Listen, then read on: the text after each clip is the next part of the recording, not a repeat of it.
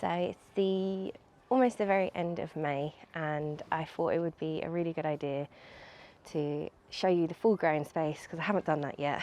Show you what I've got in the beds at the minute and kind of document how everything is now, because I really feel like everything's going to start changing over the next kind of few weeks and months. Everything's really warming up, and I just wanted to kind of introduce you to everything that I've got going on. So what we'll do is we'll start up as you first step into the garden. So here on the left here, I have all my first early potatoes. So they are an Orla variety. You can keep them in and grow them on as a main crop, but they work as a really good early cropping variety. I've already pulled out some of these already. One bucket just for a small dinner. They're not quite ready yet, but obviously my patience was getting the better of me. So I took them out, but they're looking beautiful and bushy, and hopefully there's loads of potatoes inside them. And then to the right, I'm growing a slightly different variety. This is a main crop and it's called Sarpamira. And the reason I picked this is for its blight resistance. So I hope that when these come out, kind of before the summer, I have a few left over that I'll pop into these pots, and I will grow sort of a later crop, and hopefully they won't come down with any sort of disease late into the season, and they should store and we should get something in the winter. So that's the potatoes. Raspberries. So these are last year's canes, and they've grown super duper tall. So there's one on the left, and then I have one over here on the right, and it's literally, I'm going to need a step ladder to actually pick those because they are so tall. So yeah, these are last year's canes. They're summer fruiting, and like that, they're starting to fruit up, and they look super duper gorgeous.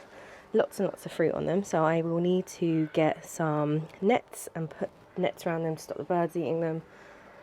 And because they're summer fruiting, they'll fruit on this is last year's cane, and you can tell it's a last year cane because it's kind of really woody looking. And then these are what new sort of canes look like.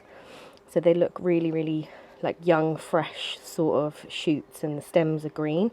So I won't cut any of these back, but these won't fruit for me until next year. So when all this fruit is finished, I will cut this cane right back to the bottom. I'll probably keep the cane actually to grow peas on next year, and then I will leave these little shoots here to grow on, and they will fruit for us next year. So there seems to be about 2 or 3 in each bucket, so we're probably going to get double the harvest next year, which will be super nice. So the whole garden, I suppose to give a bit of context, is actually all concrete. Even in the main growing space around the corner, it's all concrete, so there was no soil at all. So the concrete walls, concrete floors, so everything around the corner we actually bought in ourselves, like the soil. So yeah, and as you step in to the garden opposite the potatoes, I have 2 beautiful fruit trees. So this is a plum, and I don't expect any fruit off of this plum tree, but it is so gorgeous, and he grows super, super tall. And at the bottom of him, I put in some marigolds just to act as a cover crop, but they haven't really covered too much because they seem to have been eaten a little bit by slugs. But I do have my gorgeous pumpkins. So this is for a pumpkin challenge that I'm doing with some other growers in Ireland. It's a little fun competition, nothing major in terms of a prize, but other than bragging rights that you're the best pumpkin grower. But I'm going with the small but mighty approach with that one. Everyone else has chosen giant varieties, but I didn't think it was on brand to do a giant pumpkin in a tiny garden. So then I have my cherry tree. So this is actually fruiting. Under here, if I can get a good shot of it, under here I have a load of fruit. Well, only a handful, because most of the fruit didn't pollinate properly, I don't think. So it has sort of, it's going to fall off. It hasn't quite fruited properly. So I didn't expect anything off of it, because again, it's only the same age as the plum tree. I've only had them for 2 years, but it's looking okay. It has come under a lot of pest pressure. You'll see there's a lot of leaf curl on it. Just show you here as an example of the leaf curl. I googled it. I thought it was a beetle of some sort, but actually The RHS website is saying that it's a black cherry aphid that's come after it, and it's really common with fruiting cherry trees, not so much with ornamental cherry trees. So we might get this every year, but apparently it doesn't prevent any production on it or damage it so much, so it should be okay. It just isn't the nicest to look at, which is a shame because these leaves are so beautiful in the summer. You know, just such a beautiful, like jagged edge, beautiful leaf. So I hope it recovers and it looks a bit better in a few months. So we'll see how they go on during the summer. So next to the cherry tree are the tomatoes that we planted out in the last video, and they are really, really striving at the minute. So yesterday I got off work a little bit early, so I started building a little frame for them. I was going to do it out of PVC pipe, but I want to kind of keep things soft looking, so I'm trying to do it with some bamboo canes and create like a little cage inside. If you can see, I have the tomatoes either side, and then I'm going to put the cage in the middle. I need to finish it off today, and then that should hopefully hold them up, because these are indeterminate, so like that they'll grow and grow and grow really, really, really tall. So I've been pinching out the suckers on them. I need to tie them in so they have a bit of support. They've actually started to flower, so I know you're supposed to take off the first set of flowers that produce, obviously, so they can concentrate on actually growing and establishing their roots. But yeah, I'll show you the flowers there. This one, I left them on this one just to see what the difference is. I mean, they're beautiful flowers, but like that, I took the flowers off the 3 at the back, and then obviously no flowers have grown on these ones at the front. And I just left the flower on that one at the back, just to compare how the actual flower, how the plants grow, and see what difference it makes. And then, as you can see, the spinach is growing lovely in the shaded areas. It's all cropped up, which I'm really, really happy about. So hopefully I'll get another spinach harvest, which will be lovely. And then have my gorgeous flower bed. I did cheat a little bit, I suppose, and I bought those 3 plants though. These are gerbera, this red one and the orange one. That purple one there is also a daisy. It's called like an osteperium or something. And then I have my lilies, which should start flowering very, very soon. They've got all the beautiful buds inside them, if the dog doesn't pick them off. She was a pup last year, so she went round and picked off all of those little nubbiners. So hopefully they stay on this year, because we'll get more flowers. And then my chives there, they're kind of looking a bit tired, but still so beautiful. So that's my gorgeous little flower bed. And then on the right hand side I have my strawberry bed, which has really taken off, because you can see it is a little bit shaded there, but it's really taken off. So this is the 2nd year we've had the strawberries, and they're all flowering and looking beautiful. But you see, like that one's in shade, and then this one's in full sun. So I was a little bit unsure whether it would work or not, but there's loads of strawberries, and I can't wait to eat them, because I'm sick of having to buy frozen berries. But look, they're so gorgeous. They're such a delight, and I think these ones are going to be big ones. Look how big the flowers are. So yeah, and then, so that's my strawberry bed. So opposite the tomatoes we have the strawberry bed, and then just in front of the strawberry bed I have my blueberries. Now, I didn't do anything special with these blueberries. I've read up a lot about how it's kind of ericaceous soil and all this kind of stuff, but all I did was popped it into compost. I did put eggshells in them throughout the winter just to keep the soil strong and release calcium and other minerals and nutrients. But they're doing amazingly. I mean, look at that. We're definitely going to get harvest off them. And again, like that, this is the 2nd year we've had them, and I just didn't expect it to be fruiting. And I did nothing special. I didn't do none of that ericaceous thing. The leaves are looking good. So yeah, I don't know, watch this space. Maybe it's the type of variety, but yeah, they're looking absolutely fab. They're full of weed, full of fluff and stuff though, from the spiders. And then yesterday I spent the afternoon potting on. So they're all my brassicas. So I potted them on. They were in little seed trays, And I have, well, not all brassicas actually, there's peppers. This one's a pepper, just here.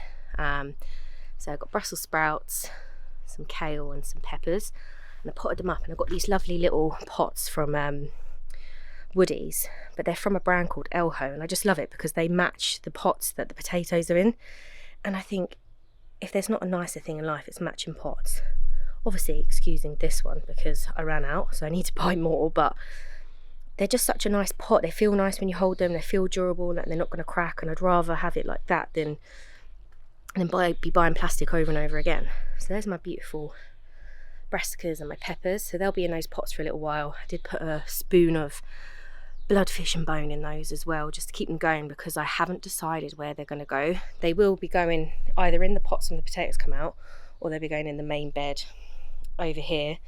But they're in pots now, so that at least when some netting goes up, I can just pop them in and they'll last.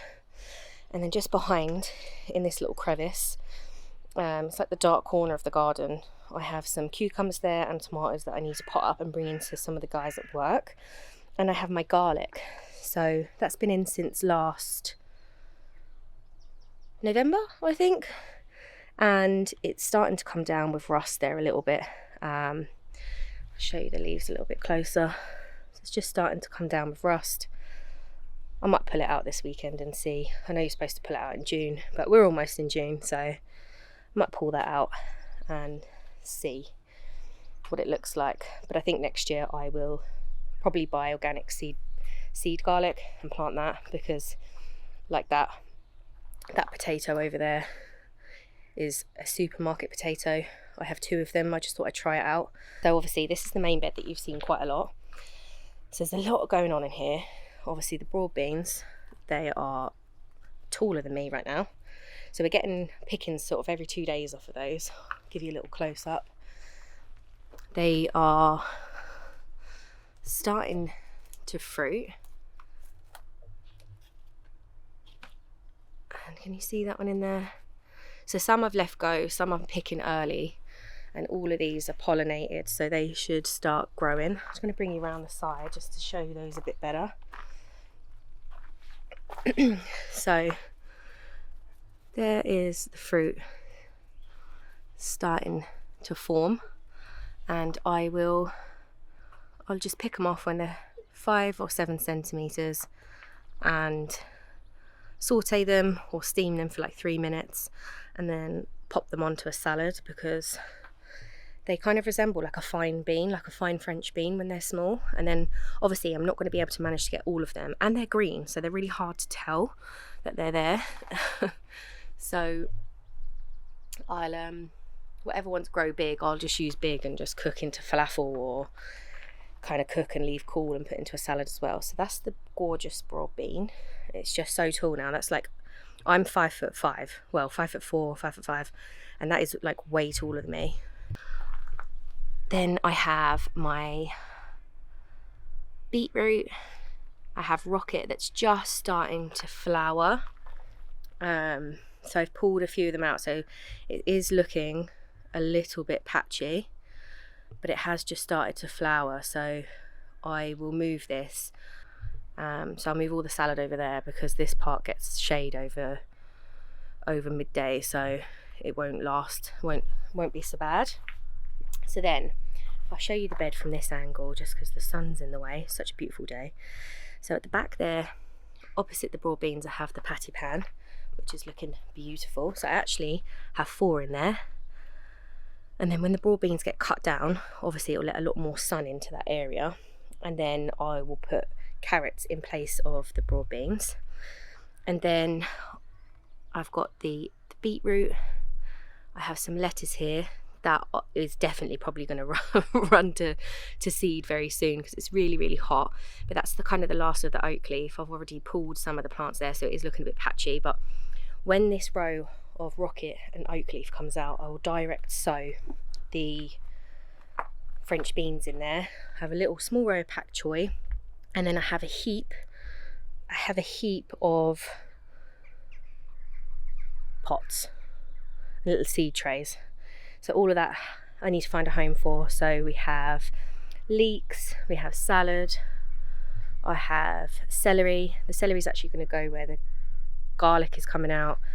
I have a couple of flowers in that pot. They're asters, but they seem so slow to take off. That's why I bought the other ones for the flower bed. And then I have some basil, some chard and some coriander in that seed tray there. And then these are the late sowings of tomatoes I did. So they're really taken off now, and I need to probably pot those up, and they should reach maturity in about 50 days. So typically you would have sown your tomatoes a bit sooner than now, and they'd be looking strong like the ones in the bed I showed you earlier. But we're doing an experiment, and we're going to see how much we can get off of those plants. And then just down here then is more rocket. This is the second sown of rocket that I did here, and coriander and some lettuce with some more onions. Oh, actually I forgot to say they were onions over there, spring onions they are. And then yeah, some more lettuce to go in here, and then obviously that should hopefully not bolt so much because it will get shade at some point throughout the day. So then that's the main bed. So they're the main things sort of growing in that main bed. So we have some flowers that I popped in there, some petunia, some salvia. The cucumber's doing great. Got the leaf a little bit wet with the hose the other day, so it has gone a little bit yellow. They are a little bit sensitive to kind of getting wet and overhead watering. So that should grow up this pole and this little cute little structure that I made out of bamboo. And then I have my radish, which is like ginormous radish variety, which I wasn't expecting it to be. I thought it might be like something I could harvest very quickly, but no, it's more of like a daikon sort of mooly type radish. As you can see, it's like taking over. I've already thinned it out. And then I have the most gorgeous mange too. I mean, like, these are a delight to grow. Grew these at the end of last year, and they are just the prettiest not sweet pea, what are they called? Mange too, so snap pea, sorry, that you can grow. I mean, aren't they fab? And then when they actually put on and start producing, they produce the most amazing yellow pods. So super tasty and such a joy to grow. I mean, they are just beyond beautiful. And then I've just popped some petunias there at the front of them that you can see there. But they are just gorgeous. I love this variety. It's so pretty. And then I have my sunflower just chilling in the corner there. That's part of my second competition that I'm in. So this is the tallest sunflower competition at work. He's looking a little bit sad. I potted him up yesterday, and everyone at work was like, oh, he needs a bigger pot. So like, yeah, he does, but like, or they were like, dig him into the ground, but like, there's no soil. Like, this is underneath all of this. Like, obviously put this wood chip in, but like, there's no soil. So like, he has to go in a pot. So I had to sacrifice. I had the potatoes in there beforehand. So I pulled them out and popped him in. So that's my sunflower. And then the last bit that I didn't show you was this little corner, which is kind of like a herby sort of corner. So I have rosemary, thyme, I have a flower box, parsley, some more leeks, and a little salad box of mixed leaf there. And then this is a supermarket potato. It's a culture variety, and I just threw it in some soil because it started sprouting. But you know what? It's not as strong as the organic seed potatoes I bought. So hopefully we get harvest. But in terms of it, like the foliage, just doesn't seem to be as healthy looking, and one of them already rotted out. There was already two in there and one of them rotted out. So yeah, we'll keep an eye on those, and I'll give a verdict on whether I think it's worth planting supermarket potatoes or not. So that concludes the garden tour for May. I'm really chuffed. Like, I never had any of this last year. We didn't start fully gardening until June last year, and like that we only had this main bed here. So like, I've got so much more growing this year that I'm really excited about. And like, one meal a day at least has been coming from this garden, which I think is such an achievement. So thank you so much for joining me in the garden today. I really appreciate it, and I will see you in the next one.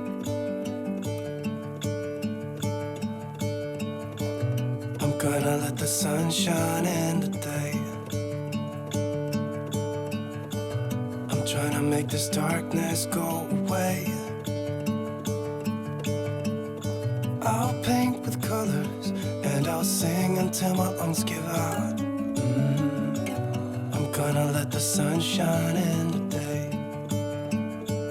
And I will leave my windows open so that I can hear the sound of people talking and the wind blowing in the trees. Oh, I will open up my eyes so I can see the light. Oh, and I'll try to spread my wings so I can fly. Oh, and the darkness starts to fade. Feels like things are gonna go my way. I'm gonna let the sun shine in the day.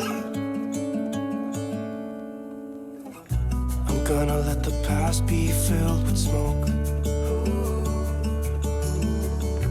And I will try to fix what has been broken. And take this weight off my shoulders, 'cause I know yesterday ain't coming back. I'm gonna let the past stay in the cold. I will listen to the ocean, let its unsaid words be spoken. And I'll let my mind be carried by the waves.